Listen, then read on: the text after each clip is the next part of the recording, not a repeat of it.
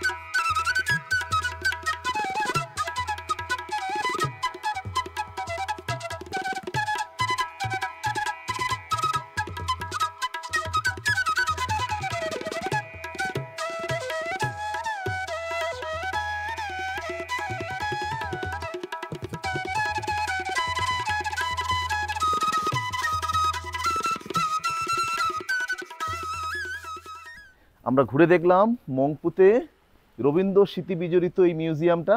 আশা করি আপনাদের ভালো লেগেছে। ভালো লাগলে অবশ্যই শেয়ার করবেন, সাবস্ক্রাইব করবেন আর কমেন্ট করবেন।